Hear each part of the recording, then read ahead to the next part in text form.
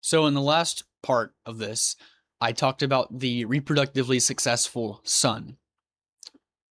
In this part, there's going to be a mix of the concept of the reproductively successful daughter and also more for the reproductively successful son.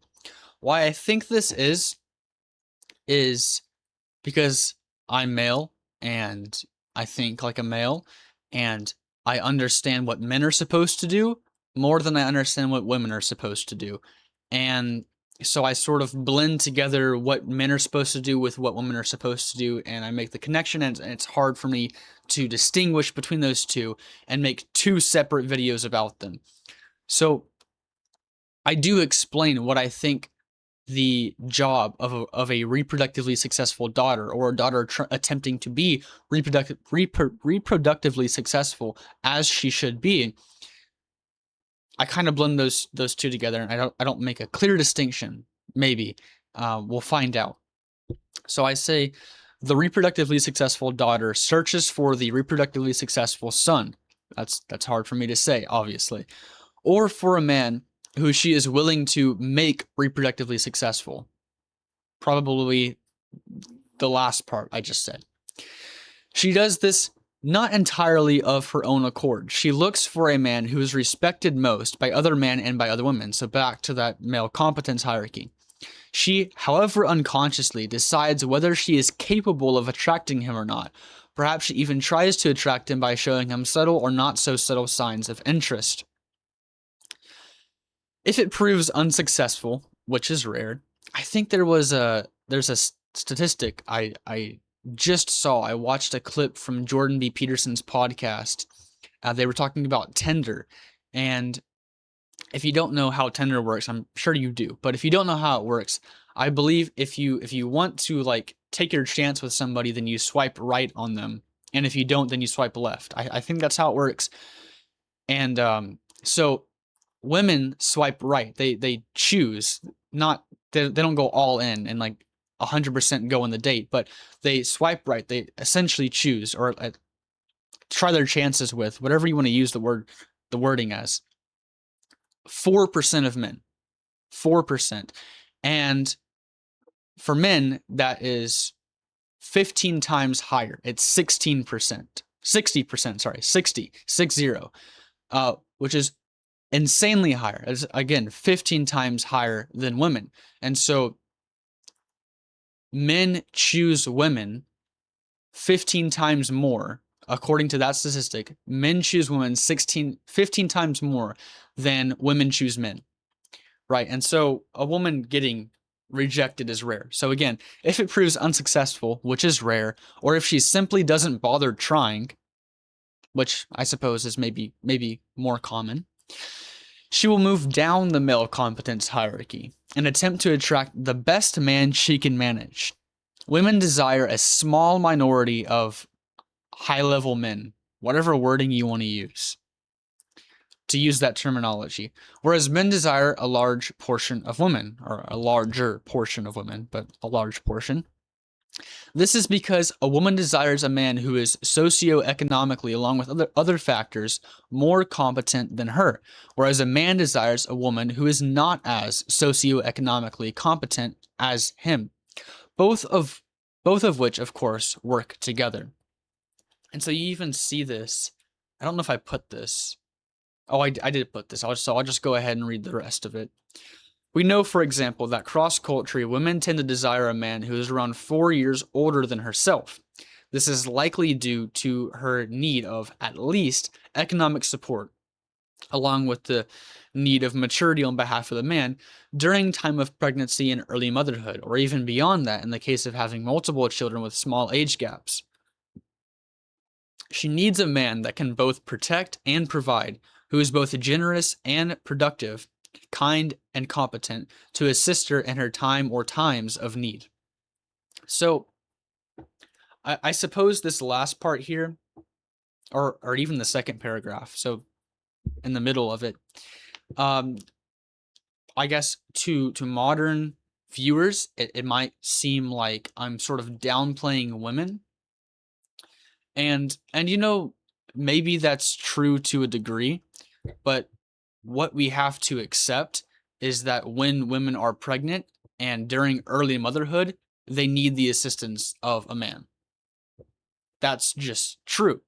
And obviously, there are many times in a man's life where he needs a woman, right? There's the proclamation in Genesis chapter 2 that it's not good that man should be alone, right? And so that's even in like an old religion 2000 years ago, whenever we were more sexist or misogynistic.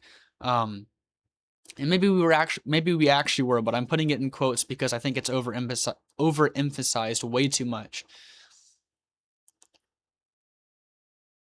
And so both need each other, but we have to, as modern people, accept that women are in need in general, as and men are as well, but especially while being pregnant and during early motherhood, or even beyond that, like I said.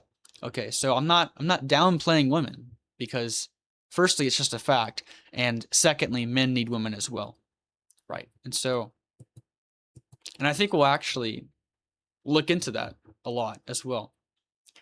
So the the job of a woman is to, of course she does have to, or she can, make herself better. Like she can take on responsibility for herself and transform herself, and that's a good thing. But maybe it doesn't matter as much for men. I mean, I think it might, but I'm not a woman. I haven't thought about it from the perspective of a woman. The concept of taking responsibility for your life. Maybe it's the same, and maybe I'm making a distinction between it for no reason. But she can do that. But I think what I think, at least right now, as of right now, is that the primary path is to grow and develop in childhood and early adolescence, and to become competent as well, um, to become wise, to integrate yourself, to get yourself together, um, to to have your life decently planned out, right? Like to have goals, and to look into the future and try and get what you want and that sort of thing. But it's to also demand much or even a lot from the man she wishes to marry.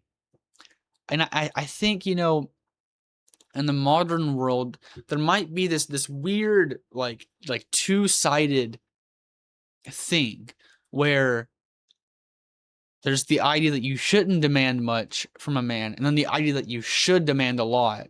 And then it's like this one is too little and this one's too much, right? And so there's like that balance between those two. And I think like both of those ideas are pushed forward. And so it makes it really complicated because our culture is contradictory in many ways. And it makes it difficult to just talk about, like you would just talk about something. But I think women should demand probably a lot from the man that they wish to marry. And I think that society as a whole should demand a lot. I think the churches should demand a lot. I think their parents should demand a lot, and I think he should demand a lot from himself. Now, you can become your own tyrant, right? And you can force upon yourself things that you don't actually deeply desire.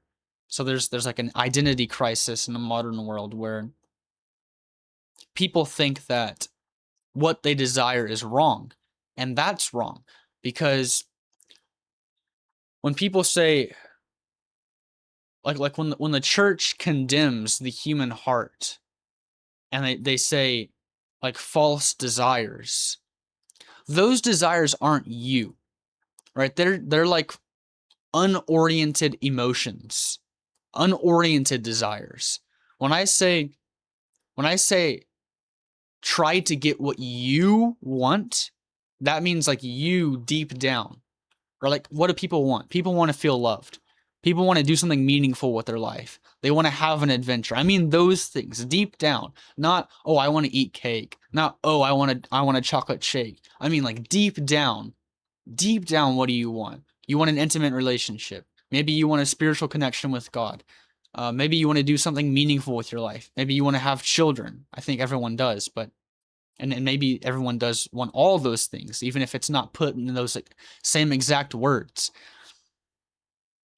And so women and men should be trying to get what they want, but a woman should demand a lot from her man, and the man she chooses should be competent and capable of taking care of her in times of need, right? He should be a rock. He should be a rock that she can fall upon when she falls, right? And that's difficult and that's hard and that's demanding, but it's what should be required.